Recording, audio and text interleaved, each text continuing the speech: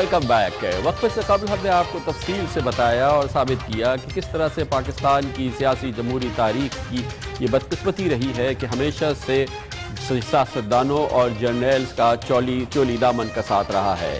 حالیہ دنوں میں یہ کیفیت تھوڑی سی بدمزگی پیدا کر گئی اور ایک سراسیمگی سی پیدا ہوئی جب یہ بات سامنے آئی کہ یہ تعلق اب بھی برقرار ہے اور اس میں سازش کا عنصر بھی کہیں کہیں باقی ہے۔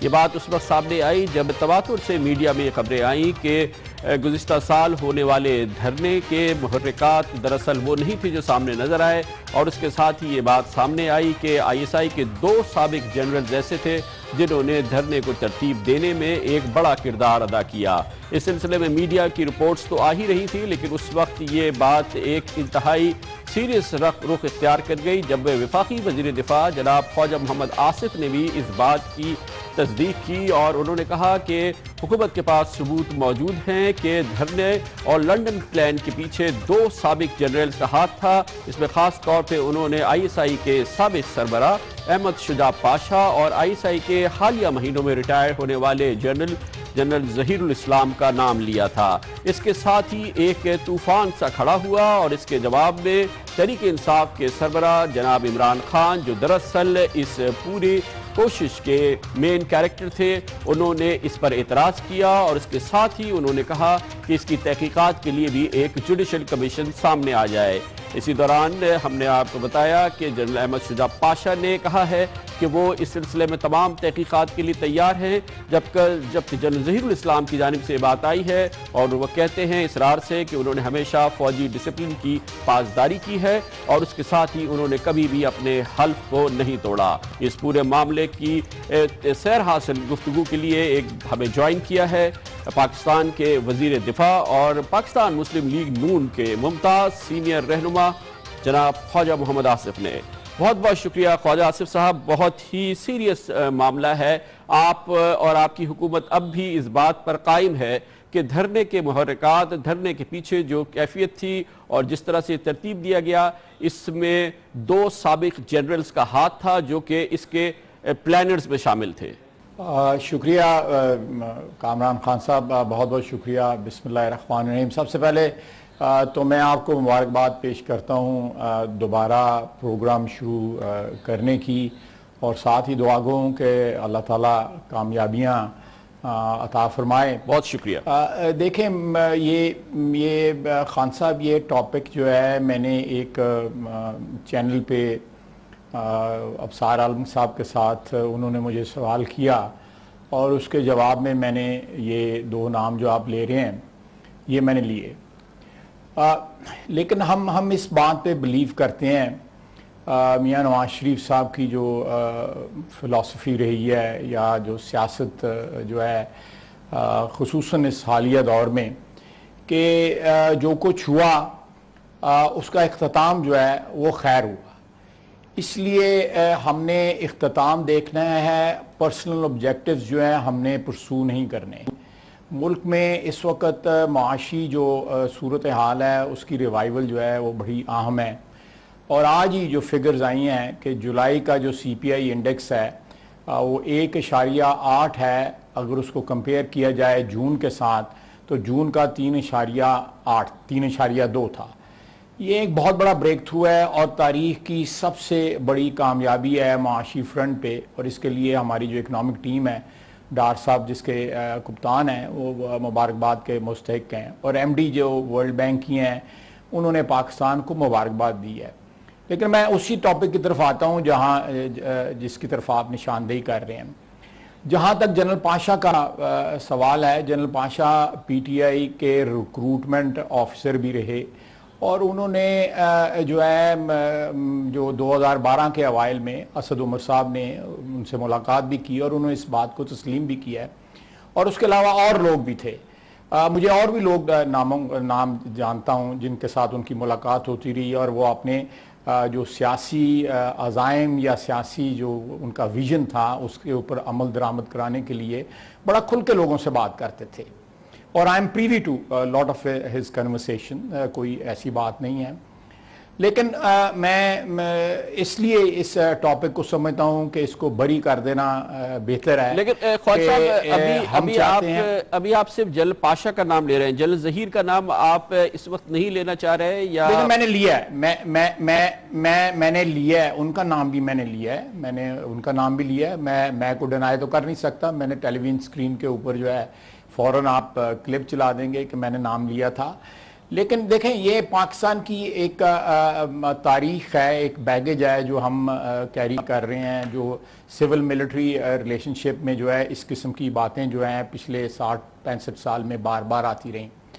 ہماری کوشش ہے کہ جو ایوالو ہوئی ہے سچویشن پچھلے 1-1.5 سال میں, خصوصاً موجودہ قیادت جو ہے آرمی کی اور سویلین قیادت جو ہے ان میں ایک جو ہے بے پناہ کوآپریشن اس وقت موجود ہے, اور تمام جو ہمارے نیشنل ایشوز ہیں ان کے اوپر جو ہے ان کی کنسنسس ہے, وہ they are on the same page. ہم نہیں چاہتے کہ ہم اس وقت جو ہے ایک ایسی چیز جس کا اختتام جو ہے اللہ کے فضل سے, اس کی مہربانی سے, اللہ تعالیٰ کی مہربانی سے وہ بخوبی ہوا ہے. تو اس لیے میں بصیت ایک سیاسی کارکن کے اور بصیت میں اپنی پارٹی کے بہاف پہ یہ بات کہوں گا کہ اس کو ہمیں آگے چلنا چاہیے. یہ آپ لوگوں کا یہ بہت اچھی کام ہے. مورخ کا 10-15 سیکنڈ دے دیں پلیز پلیز. یہ فرمائیں آپ. میں یہ کہہ رہا ہوں یہ بڑی قابل تحسین بات ہے اور یہ کانفرنٹریشن نہ ہونا بڑی. لیکن ابھی آپ نے کہا کہ تاریخ اور مورخ, اس کے لیے بھی بہت اہمیت کی بات ہے, کیونکہ آپ نے اور دوسری جانب سے چیزیں آئی ہیں کہ اس میں شواہد اور ثبوت موجود ہیں, اور کیونکہ نام لیا جا چکا ہے تو اس لیے اب اس کے باوجود آپ چاہتے ہیں کہ اس کو سامنے نہ لائی جائے یہ چیز کو. میں خان صاحب میں عرض کرتا ہوں, دیکھیں یہ چیزیں جو ہے نا ایک تو ایک کنٹمپریری ہسٹری ہے, یہ جو پچھلے 6 مہینے سال کی جو تاریخ ہے وہ ہمارے سامنے ہے, اس پہ آپ بھی تبصرہ کر رہے ہیں, میں بھی ایک سیاسی کارکن کی حیثیت سے تبصرہ کر رہا ہوں. اور ایک جو مورخ جو ہے آج سے 5, 7, 8, 10 سال 15 سال 20 سال بعد جو ہے اس کے اوپر لکھا جائے گا, میرا خیال ہے اس تاریخ دان کو یا تاریخ کو منصف بنا لیں, وقت کو منصف بنا لیں. وقت جو ہے وہ کسی کو معاف نہیں کرتا, وقت جو ہے وہ حساب چکاتا ہے, اور مکافات عمل جو ہے لوگوں کو ضرور آ کے وزٹ کرتی ہے, وہ ناغہ نہیں کرتی. آپ جنرل مشرف کی مثال دیکھ لیں, وہ ہمارے سامنے ایک زندہ مثال ہے. میں اس ڈیٹیل میں بھی نہیں جانا چاہتا. میں ایک بات آپ کو خان صاحب, میں یہ ٹاپک اوائڈ نہیں کر رہا, میں یہ ٹاپک جو ہے اس کو بری اس لیے کرنا چاہتا ہوں کہ اللہ تعالیٰ نے ہمیں اس دھرنے سے بھی کامیابی سے نکالا, ہمیں جوڈیشل کمیشن کے ساتھ بھی سرخرو کیا, تو we must be humble in this success, and if I can call it بڑا ضروری اور بڑی جو ہمارے موقف کی کامیابی تھی. صاحب لیکن ایک کامنٹیٹر, ایک آبزرور کی حیثیت سے میرے لیے یہ بہت ہی پریشان کن بات ہے کہ یہ بات ہم سالوں پرانی نہیں کر رہے, ہم چند مہینے پرانی بات کر رہے ہیں. اور جب چند مہینے پرانی بات کر رہے ہیں تو پاکستانی فوج کے جو اس وقت میرے خیال میں پاکستان کی ہر دل عزیز شخصیت اور جمہوریت پسندی میں جن کا کوئی ثانی نہیں ہے, جنرل راحیل شریف کے دور کی بات کر رہے ہیں. میں کیسے اس کو کریدنے کی کوشش نہ کروں یا جاننے کی کوشش نہ کروں کہ اگر جنرل ظہیر دھرنا ترتیب دے رہے تھے تو جنرل راحیل شریف کو اس کا علم نہیں تھا, یا یہ کہ وہ اپنے ڈسپلن کی خلاف ورزی کر رہے تھے. دونوں صورتوں میں یہ بہت ہی سنگین صورتحال ہے میرے ملک کے حوالے سے اور ہمارے ادارے کے حوالے سے. میں آپ سے بالکل اتفاق کرتا ہوں, اس میں کوئی شک نہیں ہے خان صاحب. یہ کوریدنا یا اس کو انویسٹیگیٹ کرنا آپ کا تو اس میں کوئی ثانی نہیں ہے انویسٹیگیٹو جرنلزم میں, وہ آپ کا کام ہے, آپ کا فرض ہے, بلکہ you owe it to the country. لیکن میرا بس یہ سیاسی کارکن کے ایک یہ بھی اور وزیر دفاع کے یہ کام ہے کہ میں ان چیزوں کو آگے چلنے دوں. ہم لوگوں نے میں سمجھتا ہوں کہ سرخرو ہوئے ہیں, ہمیں ہر مرحلے پہ ہم سرخرو ہوئے ہیں. یہ لوگ جو ہے قوم کو بھی جواب دہ ہیں, آپ کو مورخ کو بھی جواب دہ ہیں, اور جو ہے وقت جو ہے ان سے ضرور جو ہے جو بھی اکاؤنٹیبلٹی ہے وہ ضرور کرے گا. میں اس میں جو آپ نے بات کی ہے, میں آئی ڈونٹ وانٹ کہ اس میں زیادہ کمنٹ کروں. میں نے جو ارلیئر کمنٹ کیا ہے وہ کمپریہنسو تھا, اس میں میں نے کوئی یہ تو کیونکہ جنرل پاشا تو ایک ریٹائرڈ آفیسر ہیں، وہ ابھی سیاست کریں یا دھرنا دیں، ابھی تو 2 سال ہو گئے ان کی سروس کو پورے ہوئے تو وہ آزاد ہیں. لیکن ہم جس وقت کی بات کر رہے ہیں وہ جنرل ظہیر کی بات ہے. وہ ایک سرونگ لیفٹیننٹ جنرل تھے، سینئر لیفٹیننٹ جنرل تھے. اب ظاہر ہے کہ ان کا کام ہے کہ وہ اپنے آنر کو کیسے ڈیفینڈ کرتے ہیں، یا آرمی ان کے آنر کو ڈیفینڈ کرتی ہے یا ان کو سزا دیتی ہے، کیونکہ ان دونوں میں سے ایک چیز کرنی ہوگی. یہ چیز ہوا میں معلق نہیں رہ سکتی خواجہ صاحب، کیونکہ اس کا کسی نہ کسی صورت میں فیصلہ ہونا ہے. آپ خان صاحب آپ انویسٹیگیٹو جرنلسٹ ہیں، یہ میں آپ پہ چھوڑتا ہوں. میں نے لیڈ جو ہے دی ہے، آپ اس کو انویسٹیگیٹ کریں. میں سمجھتا ہوں کہ جس وقت جنرل پاشا صاحب نے یہ ساری کارروائی شروع کی تھی وہ اس وقت بھی سروس میں تھے، اور اس کے بعد بھی کارروائی جاری رکھی. ان کو 2 سال ریٹائر ہوئے نہیں ہوئے تھے. تو یہ میرا خیال ہے کہ یہ مجھے اس سے میں نے جو کمنٹ دینے تھے وہ میں نے دے دیے ہوئے ہیں. یہ بحث جاری ہے. میں اس بحث کو جو ہے سمجھتا ہوں کہ in our interest. بالکل ٹھیک ہے خواجہ صاحب، مگر اس کا مطلب یہ ہے کہ حکومت کی پالیسی یہ ہے کہ وہ اس معاملے کو انویسٹیگیٹ نہیں کرے گی، اس میں کسی قسم کی کارروائی کا آغاز نہیں کرے گی، اور اس معاملے کو ان چند جملوں میں اور اس صورتحال میں چھوڑ دے گی، لیکن اپنی طرف سے اس میں کسی قسم کی کوئی پیش رفت نہیں ہوگی. اور میں یہ اندازہ لگا رہا ہوں کہ وزیر دفاع کی حیثیت سے وزارت دفاع بھی اس سلسلے میں کوئی پیش رفت نہیں کرے گی، یا وزیر دفاع چیف آف آرمی سٹاف سے نہیں کہیں گے کہ اس معاملے کو انویسٹیگیٹ کیا جائے، اور اگر یہ واقعی صحیح ثابت ہے تو جنرل ظہیر کو اس کی سزا ملنی چاہیے. دیکھیں میں سزا اور جزا کے اس سٹیج پہ میں فی الحال جو ہے نہیں جانا چاہوں گا قطعی طور پہ. لیکن میں نے سیاست میں یہ سیکھا ہے کہ بعض چیزیں جو ہے نا وقت جو ہے وہ انسانوں سے زیادہ جو ہے وہ اکاؤنٹیبلٹی کر لیتا ہے. میں نے آپ کو ایک مثال دی بھی ہے، اور میں نے یہ اتار چڑھاؤ سیاست کے پچھلی ربع صدی میں جو ہے وہ بہت دیکھے ہیں، اور بڑی اکاؤنٹیبلٹی ہمارا بھی حساب ہوا. We were in political wilderness for more than a decade. ہمارا بھی حساب ہوا اور ہم نے اسے سیکھا. لیکن میں سمجھتا ہوں کہ دس از ان آر انٹرسٹ کہ اس ملک میں کنٹروورسی جو ہے وہ کم سے کم ہو، اور ایک کنسنسس کے ساتھ ہم آگے بڑھیں. ہم نے ایک بہت بڑی تھریش ہولڈ جو ہے کراس کرنی ہے، وہ اکنامک تھریش ہولڈ ہے، وہ معاشی تھریش ہولڈ ہے، جس سے ہمارا فیوچر جو ہے وہ انشاءاللہ تعالیٰ بدل جائے گا، اور وہ انشاءاللہ تعالیٰ اس کے امکانات جو ہیں بڑے روشن ہیں. اور میں اس کے لیے جو ہے مجھے اگر آپ یہ الاؤنس دیں، مجھے یہ لیٹیچیوڈ دیں کہ مجھے اس کے اوپر مرکوز کرنے دیں. میرے پاس دفاع کے علاوہ جو ہے بجلی پانی بھی ہے، اس کے لیے میں معافی چاہتا ہوں، لیکن ایک پلیز، آپ اتنے اہم موضوع کو تو بھولنا چاہتے ہیں جو کہ آپ کی حکومت کے خلاف آپ نے کہا کہ ایک جارحانہ موو تھی اور ایک بہت بڑی سازش تھی، آپ اس کو بھولنا چاہتے ہیں. آج سے 15 سال پہلے جنرل مشرف نے جو 10 سال پہلے جنرل مشرف نے جو آپ کے ساتھ کیا، وہ آپ ان کو بھولنا نہیں چاہتے، صرف آپ جنرل ظہیر کو بھولنا چاہتے ہیں تو سبھی بھول جائے. مٹی پانا ہے تو سب پہ ہی مٹی پا دیں. میں بالکل آپ جو بات کر رہے ہیں میں اسی کی طرف آ رہا تھا. خان صاحب، جنرل مشرف صاحب کے خلاف جو ہے نا وہ مقدمات قائم ہم نے نہیں کیے تھے. وہ مقدمات جو ہے ہم سے پہلے کے قائم ہوئے ہیں. ہم جو ہے وقت کے ساتھ جو ہے اکاؤنٹیبلٹی کا جو پروسیس ہے وہ وقت کے اوپر، تاریخ کے اوپر اور اداروں کے اوپر چھوڑنا چاہتے ہیں. ہم اس وقت ایک ایجنڈا لے کے آئے ہوئے ہیں جو ہمارا اکنامک ایجنڈا ہے، ہم اس پہ فوکس کرنا چاہتے ہیں. یہ کنٹروورسیز جو ہیں ہم چاہتے ہیں کہ جتنی جلدی ختم ہو جائیں، اور یا ان کو جو ہے آپ لوگوں کے حوالے کر دیا جائے. آپ لوگ جو ہے وہ مورخ کی حیثیت سے یا جرنلسٹ کی حیثیت سے اس کنٹروورسی کو جو ہے ثبوت جو آپ کے پاس ہے وہ آپ ہمیں اس کی ہمیں رسائی دیں گے اس تک، کیونکہ بار بار یہ بات آپ مجھے بلائیں گے، میں آپ کو ضرور دوں گا. یہ آپ کا وعدہ ہے کہ جو ثبوت آپ کے پاس بتاؤں گا. میرا آپ کا وعدہ ہے، آپ مجھے بلائیں گے کسی سٹیج کے اوپر، اگر قوم کو یا تاریخ کو میری ضرورت پڑی اس ٹاپک پہ بولنے کی تو میں ضرور. لیکن اس وقت جو ہے نا میں سمجھتا ہوں کہ یہ کنٹروورسی جو ہے وہ جو میں نے سٹارٹ کی ہے، میں اس کا جو ہے رسپانسبلٹی لیتا ہوں. لیکن اس کو پرسو کرنا جو ہے نا وہ میں اس وقت مناسب نہیں سمجھتا. وہ آپ ہم پہ چھوڑ رہے ہیں. میں ہم آپ کے پہ چھوڑ رہے ہیں. آپ بڑا کونا مشق اور بڑے زیرک اور بڑے قابل جرنلسٹ ہیں. ایک پوری تاریخ کے اوپر آپ کی نظر ہے. جو میں نے کہا ہے یا جو میں نے پہلے ایک پروگرام میں کہا وہ آپ کے سامنے ہے. لیکن ہمیں سنگل مائنڈڈلی ایک ایجنڈے کو پرسو کرنے دیں. بہت شکریہ، بہت شکریہ فیض صاحب، بڑی نوازش آپ کی، بہت بہت شکریہ.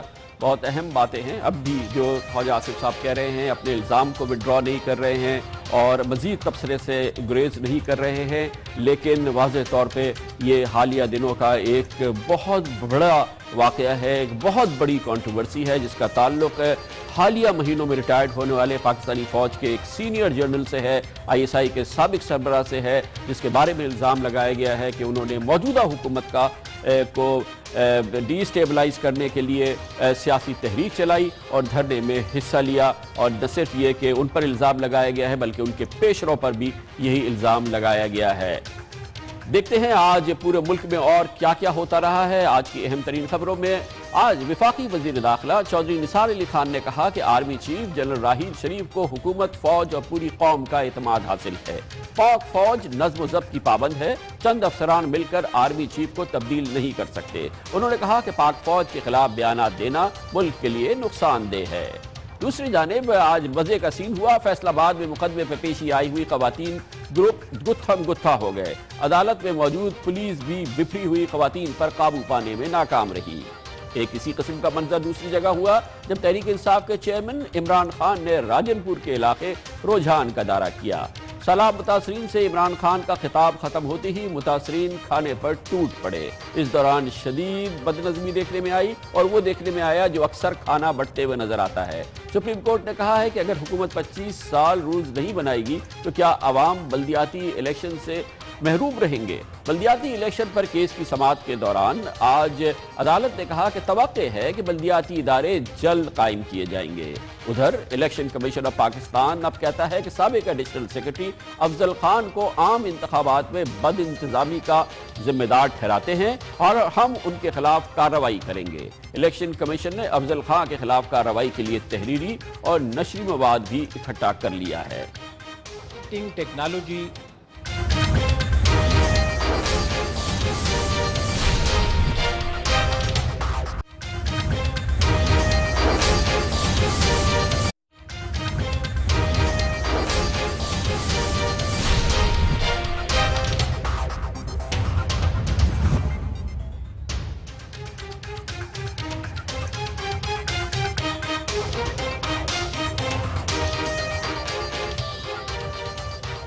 Welcome back. M Q M کی قائد الطاف حسین کی ریاست پاکستان حکومت، فوج اور انٹیلیجنس اداروں کے ساتھ ناراضگی لگتا ہے ازل سے جاری ہے اور شاید ابد تک جاری رہے.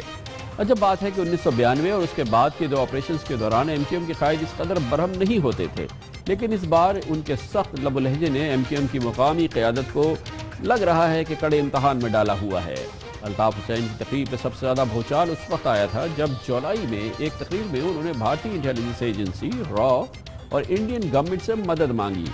انہوں نے کارکنوں سے کہا ہتھیار بھی اٹھاؤ. بھائی کا دامن کیوں نہیں پکڑتے؟ یہ روز الطاف بھائی کو راہ کا ایجنٹ بنا دیتے ہیں. میں راہ سے درخواست کرتا ہوں کہ راہ والوں یہ الزام لگاتے ہیں ایک دفعہ ایم کیو ایم کا کھل کر ساتھ تو دے دو، ایک دفعہ کھل کے ساتھ تو دے دو اور بینک کو اسلحہ بھی دے دو، پھر بتا دیں گے ہم کہ راہ کا ایجنٹ کون ہے، ہم ہیں یا وہ جو ہتھیار ڈالتے ہیں، پھر ہم بتا دیں. الطاف حسین کہہ رہے تھے کہ را والو ایک بار تو ایم کیو ایم کا ساتھ دے دو، اسلحہ تو دے دو. اسی طرح 29 جون کو 90 پر کارکنوں سے ٹیلی فونک خطاب میں واضح طور پہ حسب معمول جارحانہ انداز اپنائے ہوئے الطاف حسین نے اپنی قیادت سے ہٹائی جانے کی صورت میں گلی کوچوں میں جنگ کی دھمکی دی۔ اس کے بعد 9-0 پر رینجرز کے چھاپے نے ان کا غصہ یقینی طور پہ بہت بڑھایا اور 13 جولائی کو انہوں نے ایک خطاب میں رینجرز پر آرمی کے کوڈ آف کنڈکٹ کی خلاف ورزی کا الزام لگایا، لیکن معاملات اتنے سنگین نہیں تھے جتنے کہ گزشتہ روز امریکہ میں MQM کے کارکنوں سے خطاب کے دوران سامنے آئے، جب انہوں نے ریاست پاکستان کے خلاف اندازاً اور ایک خیال کے مطابق باغیانہ انداز اختیار کیا۔ انڈیا خود ڈرپوک، بالکل بزدل، ورنہ ہم انہی کے زمین کے بیٹے جن کا قتل عام ہو رہا ہے۔ ٹھیک ہے، مذہب کا فرق ہے، اگر ہندوؤں میں چیریٹی غیرت ہوتی تو پاکستان کی سرزمین پر مہاجروں کا خون نہیں ہونے دیتے۔ میں تو کہتا ہوں آپ لوگ اقوام متحدہ جا کے وائٹ ہاؤس جا کے مطالبہ کریں، اقوام متحدہ اور نیٹو کی فورسز کراچی میں بھیجے۔ غیر معمولی بیان ہے اور غیر معمولی رسپانس ہونا چاہیے، لیکن آج وفاقی وزیر داخلہ چودھری نثار علی خان صاحب کا جو بیان سامنے آیا ہے تقریباً وہی بیان ہے جو جناب الطاف حسین کے پچھلے بیان کے جواب میں آیا، جس میں چودھری نثار علی خان صاحب نے کہا ہے کہ ہم اس کا سنگین نوٹس لے رہے ہیں اور برطانوی حکومت سے رجوع کر رہے ہیں۔ برطانیہ اس سلسلے میں کیا کر سکتا ہے یا کچھ بھی نہیں کر سکتا یا کچھ بھی نہیں کرے گا، اس پر بات کرنے کے لیے لنڈن جاتے ہیں، جہاں پر ہمارے ساتھ موجود ہیں برطانیہ میں برطانوی قوانین کے ممتاز ماہر بیرسٹر راشد اسلم۔ بہت بہت شکریہ بیرسٹر صاحب۔ پہلے تو یہ بتائیے گا کہ اس قسم کے بیانات جو حالیہ دنوں میں سامنے آئے، خاص طور پہ گزشتہ دنوں کا بیان، کیا برطانوی قوانین کے لحاظ سے اس پہ کارروائی کی جا سکتی ہے؟ جی، اس میں بیسکلی یہاں پہ اس قسم کی تقریروں کے بارے میں لاز بہت زیادہ سخت ہیں۔ اس میں یہاں پہ ایک پبلک آرڈر ایکٹ 1986 ہے، جس میں اگر کسی شخص کو، کسی گروپ کو، کسی جماعت کو کسی ایسی ریشل حوالے سے ٹارگٹ کیا جائے تو اس میں اس کی ایک سزا ہے۔ اگر ایون اس میں اس کی بہت ساری فارمز ہو سکتی ہیں، اس کو وربل سپیچز کے ذریعے یا جسچر کے ذریعے، اگر ایون جسچر بھی دیتے ہیں تو اس کی بھی سزا ہے۔ اس میں 7 سال میکسیمم سزا ہو سکتی ہے، ساتھ میں فائن ہو سکتا ہے۔ اور یہاں پہ جہاں پہ مسلسل یہ اس قسم کی تقریریں آ رہی ہیں، جس میں ایک تقریر جو 11 مارچ کی ہے وہ آلریڈی اسکاٹ لینڈ یارڈ اس کو انویسٹیگیٹ کر رہا ہے، تو ایسی صورتحال میں اگر کوئی اور ایسی کوئی چیز آتی ہے جس کو اسکاٹ لینڈ یارڈ انڈرٹیک کرتا ہے، اس پہ انویسٹیگیٹ پروسیڈ ہوتی ہیں تو اس میں سزا ہو سکتی ہے۔ اچھا راشد صاحب سے یہ بتائیے گا کہ کیا کچھ حالات ڈیفرنٹ ہوں گے اگر سرکاری طور پہ رابطہ قائم کیا جائے جیسے ہماری حکومت کہہ رہی ہے، اور باقاعدہ سفارتی سطح پر یہ معاملہ برطانوی حکومت کے ساتھ پیش کیا جائے، تو اس میں کچھ فرق پڑے گا؟ جی بالکل، اس میں مختلف ہوگا۔ اس میں پہلے یہ آپ کے حوالے سے جو آپ بات کریں، 5000 سے اوپر اپلیکیشنز گئی تھی الطاف حسین صاحب کے خلاف، جس پہ کارروائی کی گئی، انویسٹیگیٹ کیا گیا، لیکن کوئی خاطر خواہ ثبوت موجود نہیں تھا۔ اس صورتحال میں جس میں گورنمنٹ خود انوالو ہوگی، تو جب کوئی اپلیکیشن کی جائے گی تو اس کے خاطر خواہ ثبوت پیش کیے جائیں گے UK گورنمنٹ کو، اور اس پہ وہ آبویسلی ایک اسٹرانگ اپلیکیشن ہوگی۔ اور جیسا میں نے کہا کہ ایک پہلے ہی اپلیکیشن پینڈنگ ہے 11 مارچ کی تقریروں کے حوالے سے، تو اس صورتحال میں ان دونوں کو اگر ملا کے دیکھا جائے گا تو ہو سکتا ہے یہ کارروائی ہو جائے اور سخت کارروائی ہونے کی امید ہو سکتی ہے۔ بہت بہت شکریہ بیرسٹر راشد اسلم ہمارے ساتھ لنڈن میں موجود تھے۔ کمرشل بریک، اس کے بعد اس بے چینی کا ذکر کریں گے جو حکومت سندھ نے ایک بار پھر پھیلائی، جس کا تعلق گرمیوں کی چھٹی سے تھا اور جس میں وزیر اعلیٰ قائم علی شاہ نے اپنی مرضی سے کراچی کے اسکولوں کے لیے 1 ہفتے کا اضافہ کر دیا، اور پھر جو کچھ ہوا وہ ناقابل یقین ہے۔ ذکر ہوگا کمرشل بریک کے بعد۔